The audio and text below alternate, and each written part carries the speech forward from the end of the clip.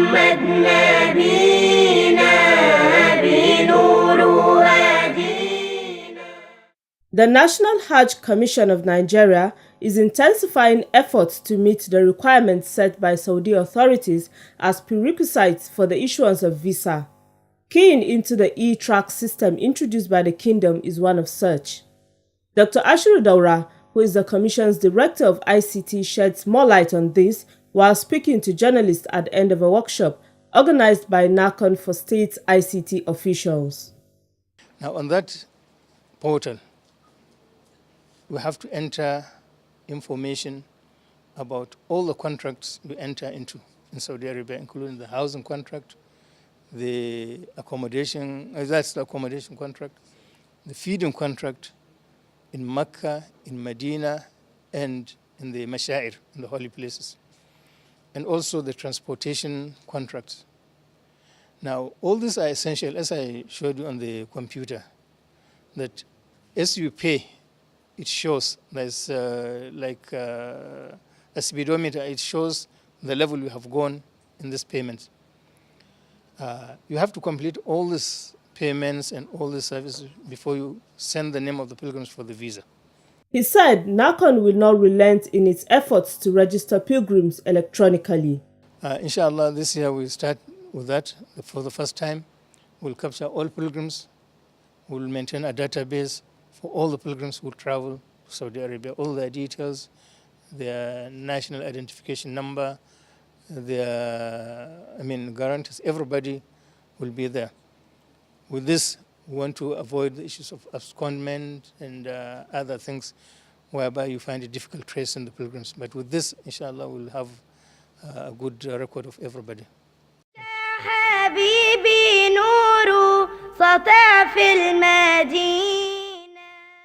Muslims' rights concern Murik, a non-governmental organization, says Nigerians should not blame Nahcon for the increase in this year's Hajj fair.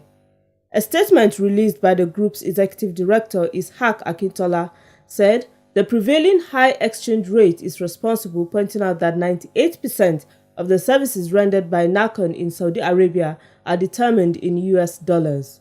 The organization then advised the National Assembly to intervene by lobbying for more concession of the exchange rate. The 2017 Hajj fares are put at between 1.4 and 1.5 million naira, depending on the state a pilgrim chooses to register.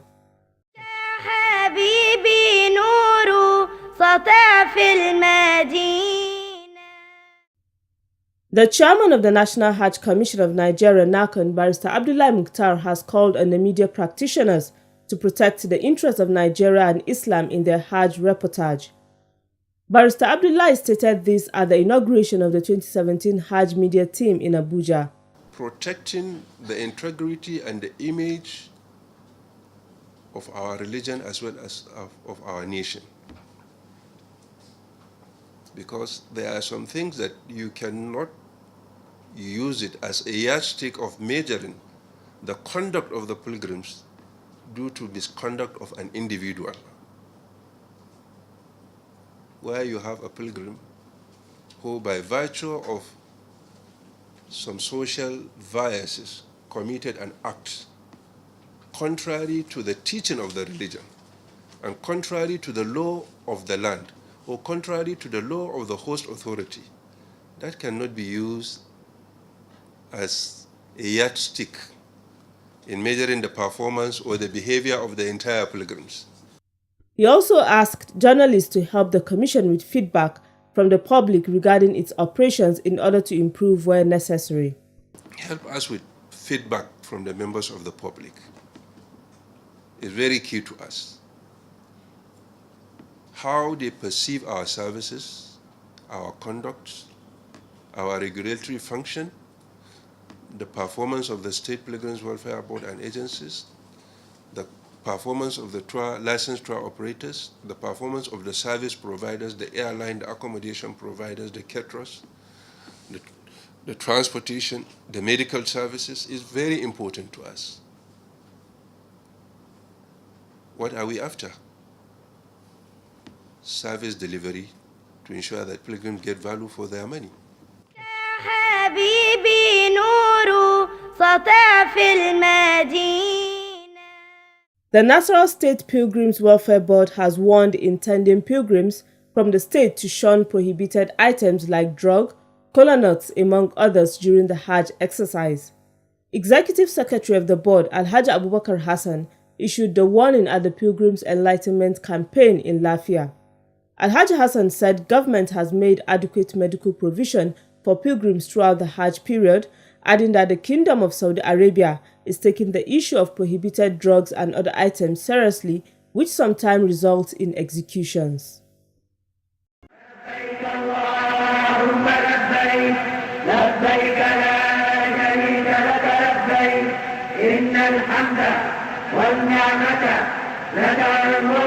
On Monday, the 12th of June 2017, Senate Committee on Foreign Affairs, led by Senator Mansurat Sumonu, again played host to the officials of the National Hajj Commission of Nigeria, Nahcon. This was in continuation of the hearing it started 2 weeks ago over what it perceived as exorbitant Hajj fare for 2017. The second hearing involved officials from state pilgrims boards, tour operators, and airliners.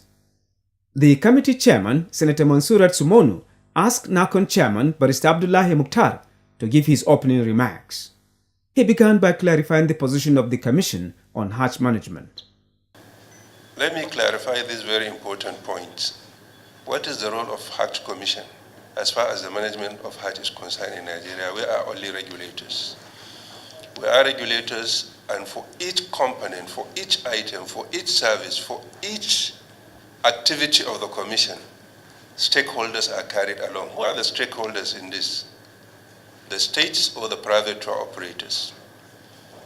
No item contained in the Hajj fare is just fixed by the Hajj Commission without involvement of the state or without involvement of the tour operators, as the case may be. He said in carrying out its assignments, Nahcon engages relevant stakeholders from states before arriving at a decision, citing example with the Hajj fare. Barrister Abdullahi Mukhtar added that Nahcon adopt the same process in making arrangements for feeding and accommodation, among others. The Commission don't fix cost of accommodation. We involve the states in the process of screening who the service provider is and also in determining the cost. And this is done in an open house. And each individual state is allowed to negotiate its own cost of accommodation for its pilgrims, particularly in Mecca. The Commission is involved in Medina because it's a short transit arrangement. And at a time, the Commission even withdrew or requested to withdraw and allow the state to continue. But all the states agree among themselves that if that happens, definitely there will be chaos, there will be confusion, because it's a transit arrangement and is considered as a nation. When he turned to the issue of tour operators, the Nahcon chairman explained to the committee the nature of the relationship. The same thing also applied to the issue of the tour operators. In fact, we don't determine which service provider they will take, just as we don't for the states. We don't determine the cost of their services, but we review their package and they submit it for us to approve. God willing, in the next coming few days, the Commission representatives and the tour operators will be in the Kingdom of Saudi Arabia, one, to inspect their houses and to make sure that the houses conform with the condition given by the Commission and the Saudi government. Two, to agree with the relevant service, government service provider in Saudi Arabia, what the component of those of their own charges will be, which has not even been determined yet. Still on the air carrier selection, Nahcon chairman gave further details on how Saudi air carriers came into airlift operations in Nigeria. The first agreement was signed between Nigeria and Saudi Arabia in 2010. That agreement was signed in 2010 when Nigeria did not give the Saudi carriers any part of the pilgrims under the government quota to airlift. They would hold the slot for Nigeria until Nigeria gave them a consideration. In the absence of that consideration, Nigeria was made to sign an agreement that the following year, that is 2011, Nigeria will start compliance with giving Saudi carriers a portion of their pilgrims. How did the Saudi comes about this? One, they make it as a royal decree. Two, they put it inside Hajj instruction released by the Saudi Civil Aviation Authority. Nigeria will comply with the traffic sharing, but it needs a grace period of 4 years. So the implementation started from 2015. Nigeria will give 25%. 2016, Nigeria will give 35%.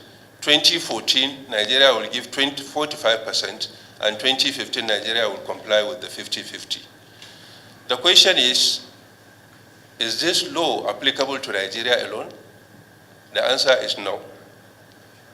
It's applied or applicable to countries that have pilgrims under the government quota worldwide.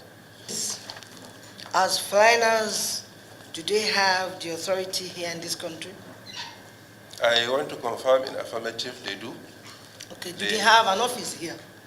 They have a GSA as provided. So where is the office? Well, I don't know the location of the office, but I know that the regulation stated clearly that a foreign carrier to operate a charter flight, he needs to have a GSA, and the GSA should be an ATOL holder.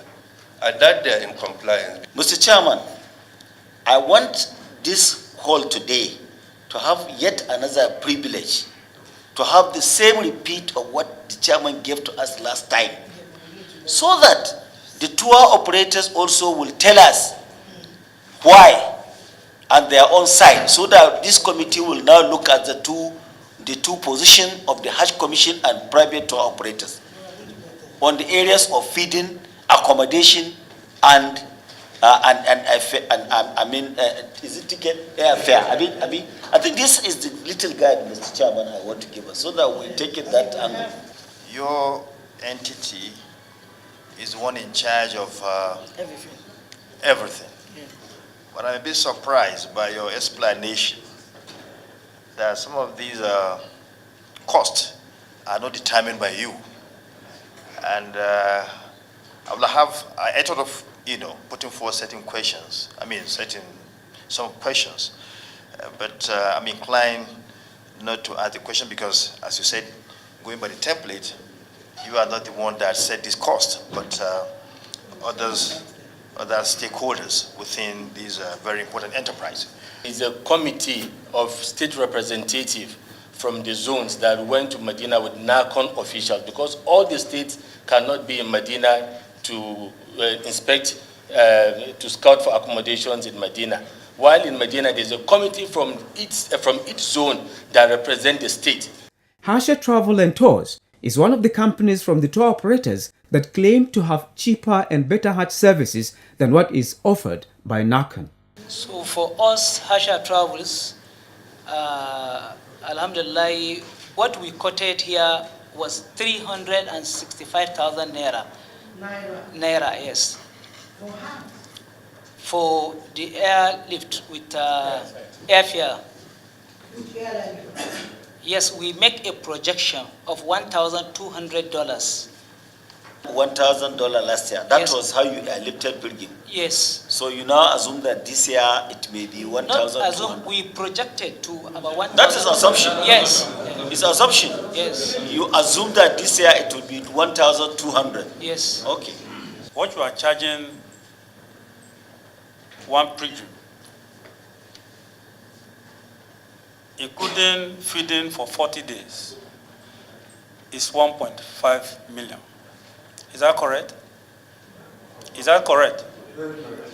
And if we look at the presentation by Hasha, and we are saying that we are going to charge 1.25 million,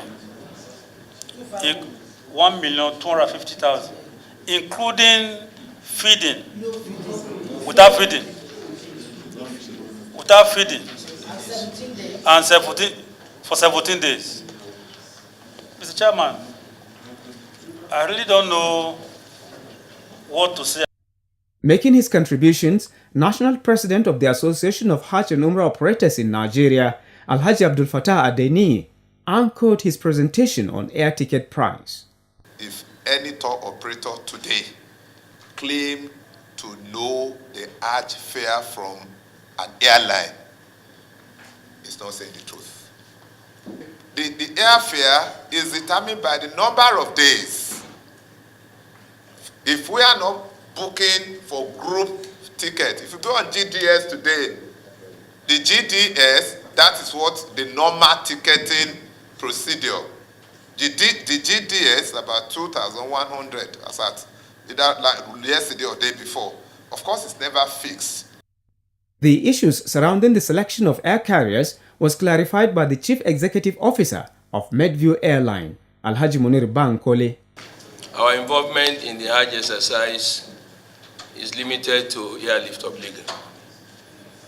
And the processes of getting the carrier involved is through an advertisement and bidding processes where many airlines were called and many parties representing different areas of stakeholder, including the agency of government, including as well the security agency that are all involved, including the tax office. In the course of this exercise, the airlines were selected. Prices were quoted. He then shed more light on the air ticket price. And I can give an evidence here that at the end of the selection, this was the details of the cost of the airfare by each airline. Medview Airline quoted for southern part, because Nigerians in the cost of airlift is divided into two segments, the northern and the southern part, quoted 1,750, and at the same time for the north, 1,700. The last year airfare, at the rate at which the plating was airlifted, the rate of exchange was 197. I repeat, 197.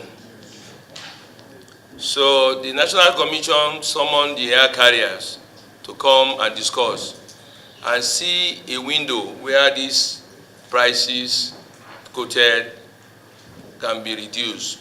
Alhaji Munir also spoke on the difference between Nahcon and tour operators in the area of handling flight operations. So what we do in the course of Hajj costing, different from what the gentleman is saying, is that we operate 4 legs. He operates 2 legs. When we have to commence the airlift operation, we carry passengers right from any zone in Nigeria here, all the way to Saudi Arabia. We come back empty. Because it's a charter operation, we are not allowed, I repeat, to carry any commercial passenger on that flight. Even if you are a scheduled carrier, you operate your scheduled operation. So when you are flying back to your base, you are coming back zero. To bring back the aircraft to come and carry another leg of another pilgrim. At the end of the day's hearing, chairman of the committee and other members made their comments. I think things have been made very clear. And the blame that we had hitherto on Nahcon, I think there is no more blame. And no, I'm saying my position. This is my position. This is my position. This is my position. And I want to say, I remain on the same page with Senator Alero. The only way we can deal with this matter is to talk to the executive, the presidency, to at least give a concession. I mean, we know that the exchange rate is quite different. Last year it was 197, this year 305. But having said that, because of the conditions that we find ourselves in this country, we're looking at you cutting the cost down. The committee will take more submissions from other stakeholders before rounding off its sitting.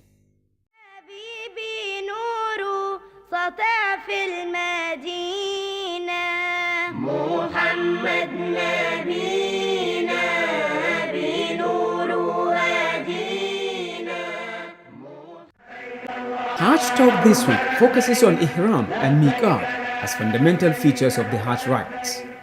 Guiding us on this topic is Dr. Lukman Salati of Nasfat Kaduna branch. He begins by explaining what the Ihram stands for when performing Hajj or Umrah rites.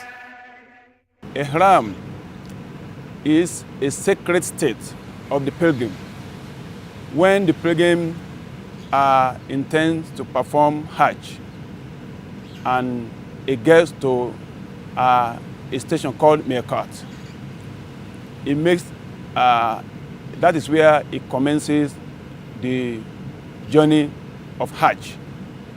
Ihram signifies and symbolizes the sacred state of the pilgrim, and that is where he puts on two unstitched pieces of a cloth. The mawaqit, or places designated for pilgrims to wear ihram, are Dhul Khulayfa, 450 kilometers north of Mecca, and is the miqat for the people coming from the direction of Medina.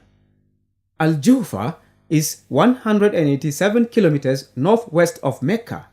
People also call it Rabigh, usually for people entering Mecca from Jeddah and also those coming from Syria, Jordan, Palestine, and Lebanon.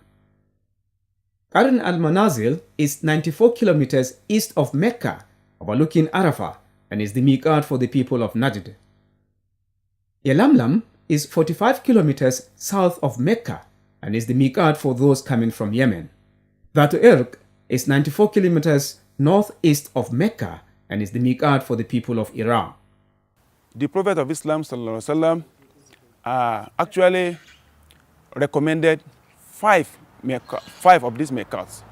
Later on, the additional one was added after the death of Prophet ﷺ, to cater to as a means of convenience for people coming from India and other eastern part of the world. The pilgrims must not pass the miqat without ihram, otherwise they will have to pay what is called fidya or animal sacrifice. Dr. Lukman says once pilgrims go into the state of ihram and met their intentions, they are expected to begin reciting the talbiyah and will not stop until they reach Mecca.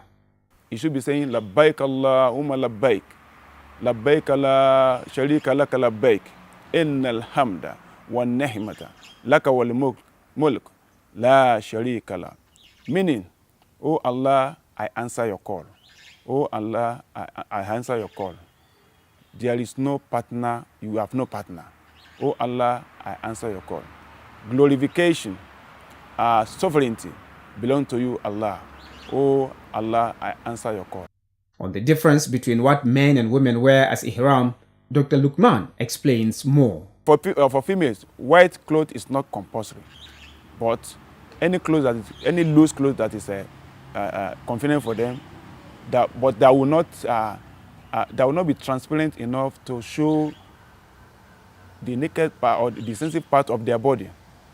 Dr. Lukman warns pilgrims on those things that must be avoided when they are in ihram. These, among others, include arguing or fighting, wearing sewn cloth, cutting the hair, trimming the nails, using perfumed soap, wearing perfume, wearing hats for men, and getting engaged or getting married. Stay away from committing sins, saying things that will attract sin to him. You should stay away from even heavily combing his hair, because if you comb your hair and just one of it drops, it is not good. Committing any of the acts prohibited in ihram attracts extra animal sacrifice to redeem it, says Dr. Lukman. He then advised pilgrims on seeking knowledge about Hajj. Hajj is not just an exercise. Hajj is an exercise that requires knowledge, because it is a knowledge-based exercise. Islam itself is a knowledge-based religion. Hajj is an exercise that is not for the ignorant. It's not for the illiterate. It's for the people who know what they are doing, because all the activities that are involved in Hajj are those that require you to know what you are doing. لبيك لا شريك لك لبيك إن الحمد والنعمة لك والملك لا شريك لك لبيك اللهم لبيك لبيك لا شريك لك لبيك إن الحمد والنعمة لك والملك لا شريك لك لبيك اللهم لبيك لبيك لا شريك لك لبيك إن الحمد والنعمة لك والملك لا